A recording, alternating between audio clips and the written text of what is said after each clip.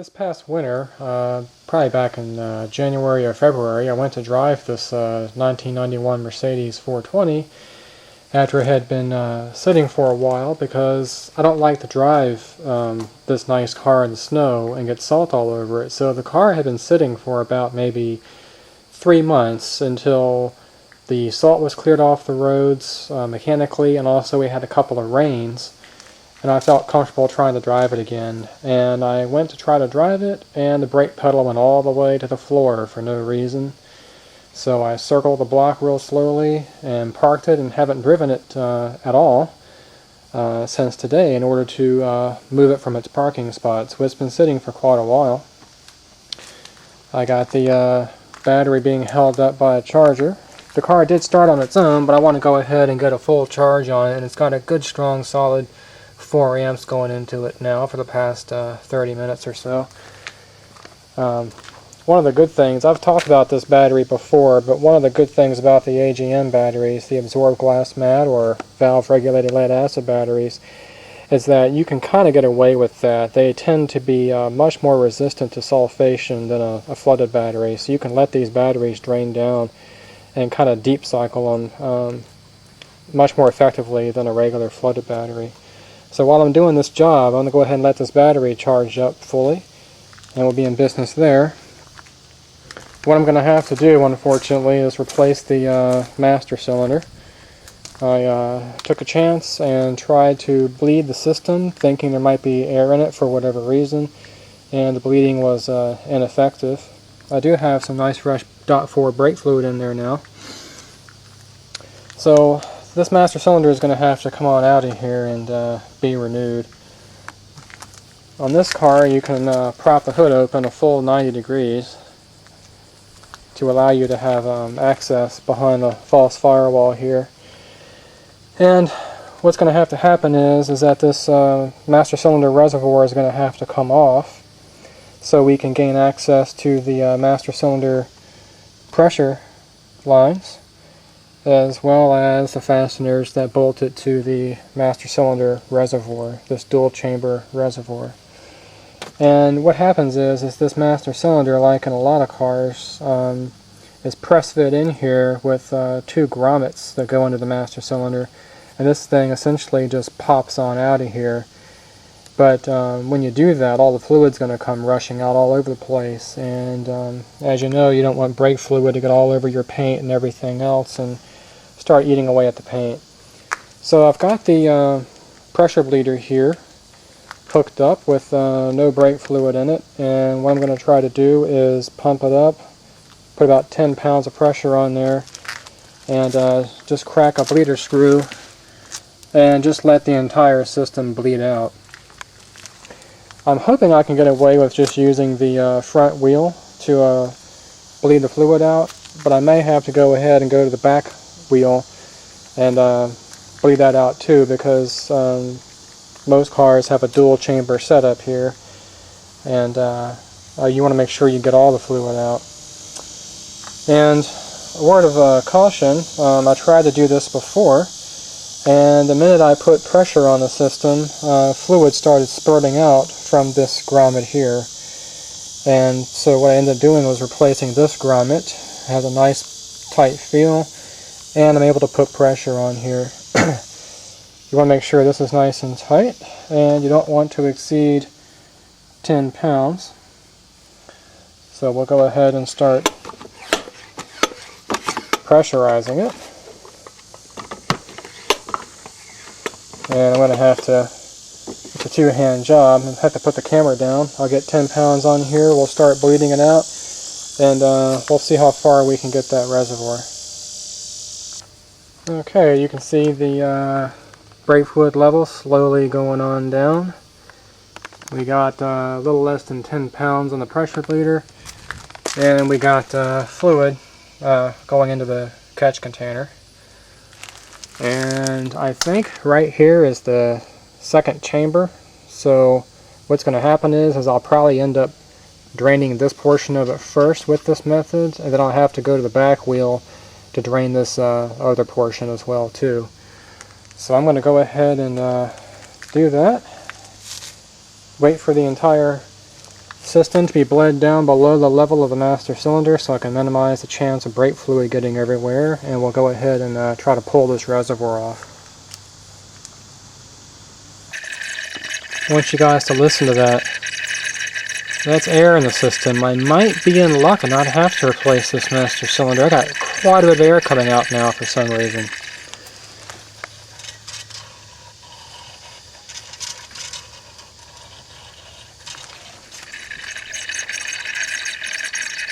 Not sure what happened there, but I'm going to go ahead and see if I can just continue on with bleeding it first and see if I can get this issue fixed without having to do all the extra work. Well, unfortunately I wasn't so lucky. It was, I forgot that there was actually a third chamber in here for the ASR module. Acceleration Skid Control module. And that can be bled by loosening the service port bleeder and running the engine and letting it pump out from the accumulator, which is back behind the firewall there. So unfortunately I'm still going to have to take out the master cylinder. I did have to go ahead and bleed the rear system as well too for the second chamber in here. And now we're ready to disconnect our wiring and pry this thing off, as well as being careful to get this hose off of here for the ASR pump. It looks kind of cracked and hard, so hopefully that'll come off without too much violence and we'll be able to carry on. Well, the master cylinder is finally out, and I gotta say that was not the easiest job I've ever done as far as master cylinders go, primarily because there's really not much room to work in here, and you don't dare get violent with it and kink any of these original lines, nor do you want to scrape off the coating, the anti-corrosion coating on here. And some of these fittings here are actually aluminum. They're very soft. So you want to make sure that you use a line wrench to break them loose. And then after that, you can use a regular crescent wrench. And I had to use a wrench this small in order to get in here. You just don't have the room to get on it at the right angle without the risk of rounding off the head. This hose to the ASR pump, if I can zoom in on it, right here, is a little bit cracked, but it's still fairly soft and reusable. This ASR pump is also attached to the master cylinder with these brackets that have to come off with one of these, I think it's a 5mm Allen. And you just have to kind of get up in there or work under the master cylinder and use just a regular Allen wrench. You can't use any Allen sockets because, again, there's just no room in here to work. And then the master cylinder just comes off with two 13mm nuts that go onto the brake booster. This car is a little bit unique in that there's an O-ring seal. When I broke the master cylinder loose, I heard a hissing sound, and that's the vacuum charge in here draining out, because I broke that seal around here. And you want to be very careful to kind of rock the master cylinder back and forth and twist it a little bit and break it loose without damaging the O-ring. And the master cylinder is over here. This is the O-ring that I was talking about, and it looks nice and supple, feels nice and soft. And the grommets for the fluid reservoir are nice and soft. I do have replacements for them, but once I get these out of here, I'll be able to determine whether I want to reuse these or not, or just go ahead on with brand new ones. So let me get everything ready to go back in, and I'll be right back. So far, everything appeared to be just a basic standard removal of a master cylinder, but I'm going to do something a little bit different. I'm going to go ahead and rebuild this master cylinder. And you might ask, why would you do that? Why wouldn't you just go ahead and buy a remanufactured master cylinder and stick it in there and be done with it? Well, there are several reasons. One of the reasons is I like using the original Mercedes OEM parts. This master cylinder has never been off the car before, and you can still see the anti-corrosion spray that they put on there from the factory, and I want to retain that. I just like using the original parts. The other thing is you won't get your master cylinder rebuilt. You'll get somebody else's master cylinder rebuilt and been sitting on the shelf for God knows how long, and you don't know how many times that master cylinder has been rebuilt, and you don't know what condition it was in when it entered the factory. So it could have been sitting in a junkyard or out in somebody's field and have lots of corrosion built up in here. You don't know the processes they've used to rebuild it. They could have sandblasted it and destroyed some of the close tolerances. So I think it's just better to go ahead and rebuild the original unit, and that's in keeping with the way I like to repair cars. I like to make it so you can never tell I was in there. So once this job is done, everything should look just like it did before, right on down to the master cylinder. So what we have to do is pull out this O-ring, remove these grommets, and we'll take that snap ring out of here. I'm using a rebuild kit from Beck Arnley, and here's what everything looks like. This rebuild kit comes with these two pieces here, all of your seals, a new snap ring, as well as a new O-ring to go here to seal against the brake booster. And I bought these grommets separately, and since I have them, I'm going to go ahead and put the new ones on there and just do a complete job so that everything on this thing is going to be brand new. As we can see, there's not much resistance here. I don't think I'm getting a lot of pumping action right now, which is why the pedal's been going to the floor. And the car is pretty old, made in 1991, and that's the original master cylinder, so this is not uncommon, not unusual, even for a Mercedes. What happens is these pistons, these seals end up going bad. They just get hard, they might crack, they might flake off in certain spots and allow fluid to bypass the piston, not building up any pressure. And so when you rebuild one of these things, what you're essentially doing is just replacing all the seals. This O-ring right here, this seal, and then these piston seals as well. The metal pieces are in pretty good shape, but that's just how they do it. There's not really any reason for the metal pieces to wear out, but looks like this job might be fairly straightforward. So what I'll do is I'll start disassembling it, and then we'll go on with the cleaning process. First thing I want to do is carefully get this O-ring out of here. I'm going to use an angled dental pick, and I'm going to reach in until this pick is fully seated against the frame of the master cylinder, and just slowly work that seal out. Now that I've got it started, I can use my fingers, which are a lot softer than a dental pick, and just go around the master cylinder like this and just slowly work it out. That way I don't damage the seal, and if I ever have to reuse it, I can.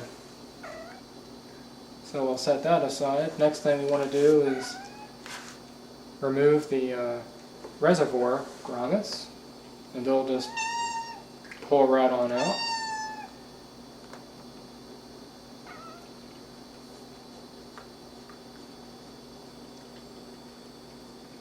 I'm glad I went ahead and replaced these, because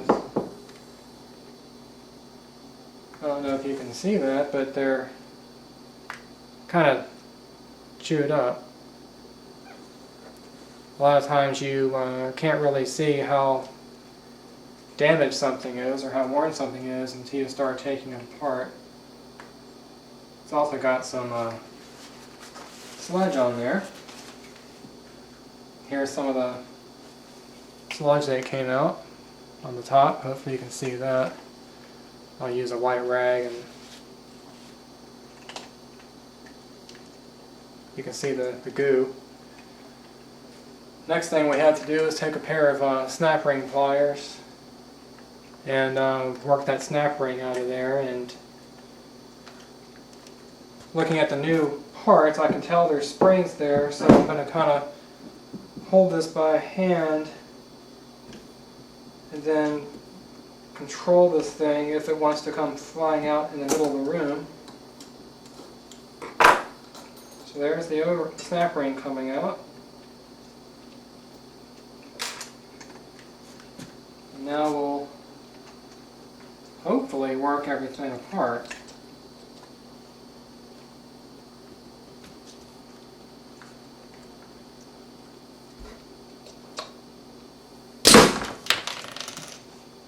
There we go. There's part of it, and the other piece of it's down inside. I'm going to have to go to the garage and get a tool and work that one out. You can see how the seal is kind of getting hard. This one's not too bad. It doesn't look damaged, but definitely kind of hard. Time to go in with all new parts though. Okay, everything's disassembled, and I forgot to mention that even though I have the original service manuals, the factory OEM service manuals for this car, there are no procedures to rebuild the master cylinder like there are in the old days. You know, like in the 60s and 70s, rebuilding a master cylinder was actually fairly common in the shop. So this is not outlined in any Mercedes service manual that I know of. So I had to use a little bit of ingenuity to get this thing apart. This piston here is actually held in by this pin that goes in this slot there in that port closest to the end of the master cylinder.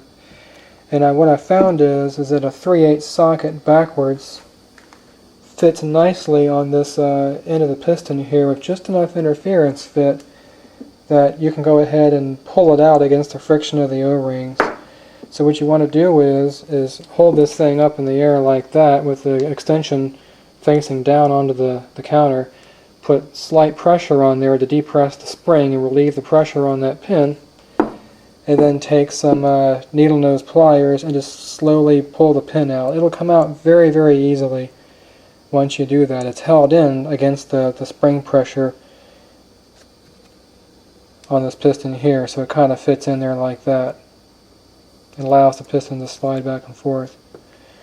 And as you can see, this is why I had a brake pedal go into the floor. These seals look like they're contaminated. There's some kind of goo on that end of it right there, or it might be part of the seal giving way. So as you can see, it's just going to be a simple matter of going ahead and using the brand new parts. And before I do that, I'm going to go ahead and clean the inside of this real good, get all of any kind of contamination or foreign bodies out of here, get it in the light. And this is why I want to rebuild my own master cylinder, because that interior of this looks really smooth. It's not been sandblasted or anything like that. The tolerances are still at factory tolerances. So this project is going to be a matter of keeping everything really, really clean, cleaning everything out in here, making sure the new parts are lubricated with .4 brake fluid, and just reassembling everything with all new grommets and O-rings and putting it back on the car. Since there's no plastic or metal in this thing now, I can go ahead and drop this in some parts cleaner and let it soak in and do a thorough job. When I come back, we'll put this thing back together. Okay, now that we have the master cylinder all cleaned up, I've liberally coated the inside of everything with fresh brake fluid.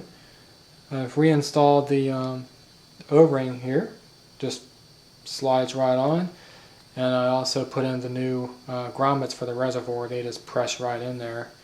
Now it's time to go in with the actual parts, and to do that, this assembly is already assembled in the new kit. We're going to soak this thing liberally in brake fluid. Going to coat all the parts. And as you notice, there's this slit here that can rotate, and it's retained by a pin, so we want to make sure that we get that in the right position, otherwise the pin will never go in. And now that it's coated, we'll take the end of our extension and we'll index it in such a way that the point on the extension is going to line up with the opening of the piston, and that way we'll know if this thing is lined up when we go to slide the pin in. So this just goes together like this.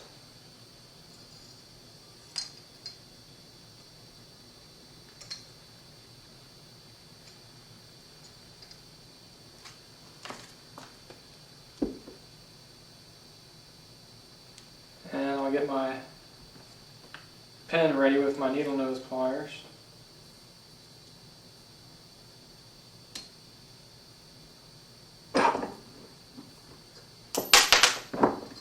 No, maybe not.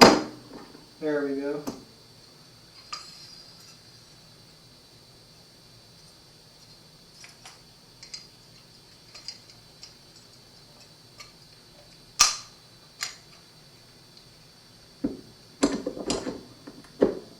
Kind of slippery.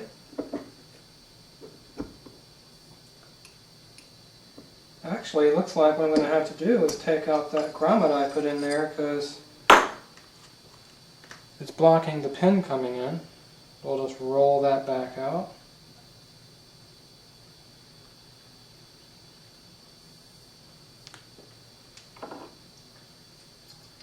And now we'll get a better idea of how this thing goes in.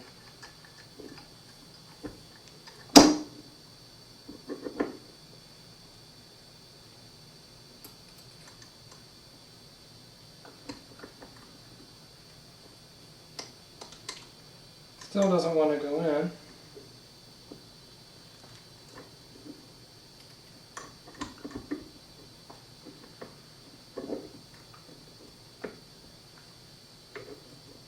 But you guys get the general idea. I'm going to have to play with it a little bit to make sure I've indexed it just right.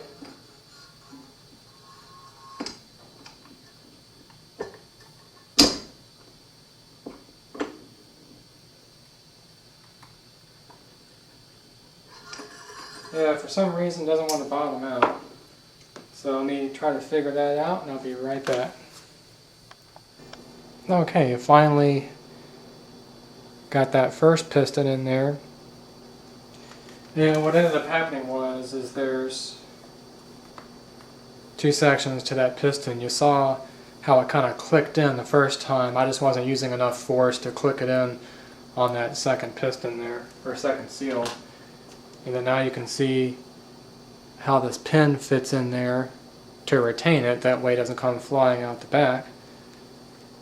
And now we can go on with our grommet.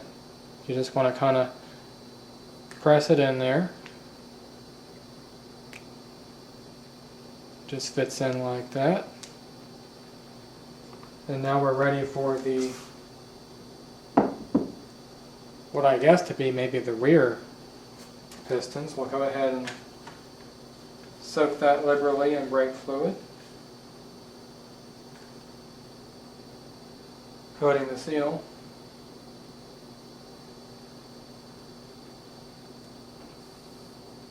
As well as the shaft, because this thing moves.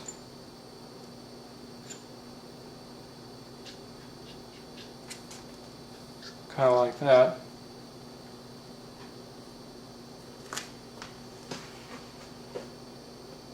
Now it's ready to go in.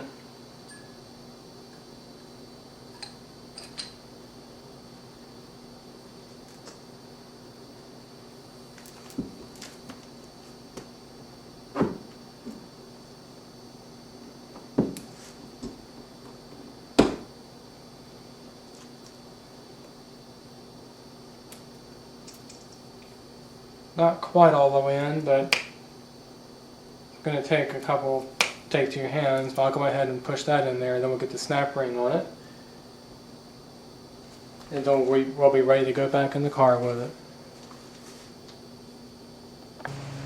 Okay, here's the master cylinder all installed, and that is not an easy job. You can see there's just no room to work trying to get all your tools in here and everything. Very, very little room. But she's finally in. It just goes in with these two nuts there, and you got to work the ASR pump bracket around there and then reach all the way down and tighten up that Allen head, and then of course torque your lines here, making sure not to over tighten. Now all we have to do is lubricate the grommets here, press fit the reservoir on, and fit our hose on, and then we'll be able to bleed the system. I'm not going to show bleeding the system because I've already done that on this car, but briefly we'll just start with the left rear, left right, left driver's side, and then passenger side, and then driver's side on the front to bleed everything out. And then I'll show you guys how to use the service port here to completely bleed the combination ABS and ASR pump assembly. And I don't even want to think how expensive this is on an older Mercedes, so better to go ahead and just bleed everything and put fresh new fluid in there to protect this thing. So let me get things put back together and we'll start the bleeding process. Okay, now that the master cylinder is all installed and everything is completely bled out, both main front and rear circuits are bled out. It's now time to bleed the combination ABS and ASR unit. And that's pretty simple. You have to have the engine running. It seems to want to have to sense crankshaft rotation for it. Having the ignition in the on position is not sufficient.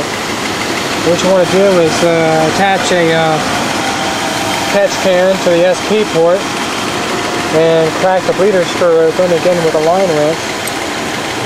What that's going to do is that's going to draw fluid from the reservoir via the pump assembly down here and flush the entire circuit out. So we'll go ahead and crack it open.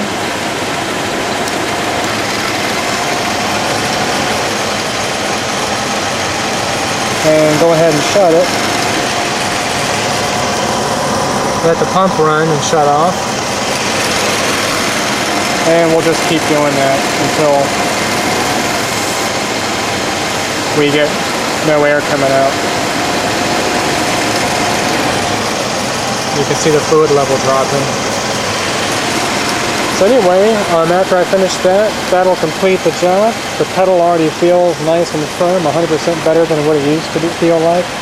When I drove it, I used to have to pump it up about 5 times to get any kind of braking action. So this car is going to run like new. And I was able to retain all the original parts and put everything back together just as it came out, which is pretty important because eventually these cars are getting so old, I'm not sure if you'll be able to buy master cylinders anymore. So it's nice to be able to know how to rebuild these things yourself and keep all the original parts.